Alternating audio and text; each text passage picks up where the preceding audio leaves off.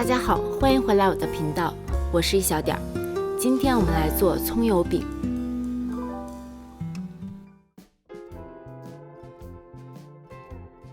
我们先来和面，中筋面粉加入盐，搅匀之后慢慢加入开水，边加水边用筷子不断的搅拌，搅拌成像这样的絮状。用烫面做出的饼会格外的柔软，搅拌到不烫手之后，改用手揉成团。成团之后，大概继续再揉3到5分钟，然后让面团醒20分钟，我们再继续揉面，这样可以节省很多力气。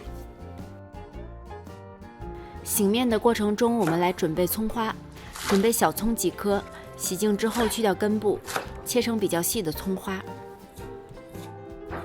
然后放入小碗中备用。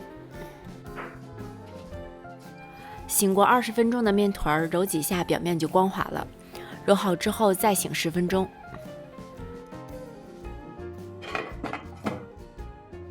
醒好的面从中间戳一个洞，掰开之后搓成长条，平均分成5个剂子。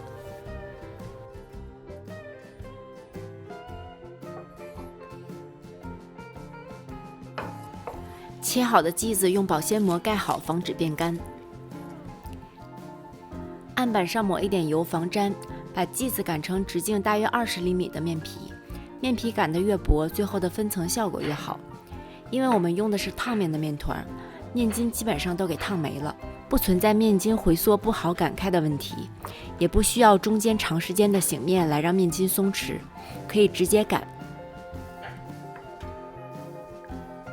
在擀好的面皮上均匀地涂抹上一层油，配方中的油量不一定全部用完，可以根据自己的喜好调整用量。然后在表面撒上一层葱花，也可以根据个人口味撒上一些五香粉等调料。从下往上将饼卷起来，将封口朝上，再从一头卷成一个卷儿。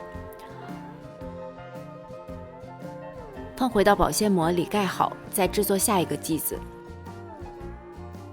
全部剂子都擀好卷好之后，按顺序拿出第一个卷好的饼坯，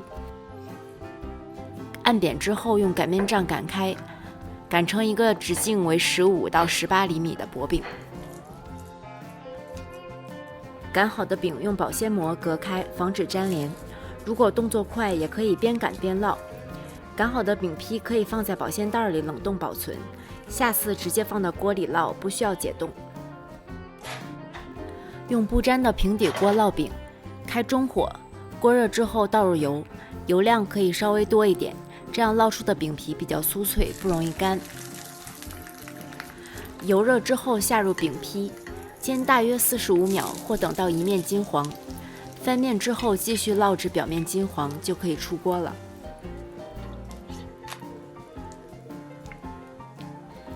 还可以将烙好的饼放在厨房纸上，吸去表面多余的油分。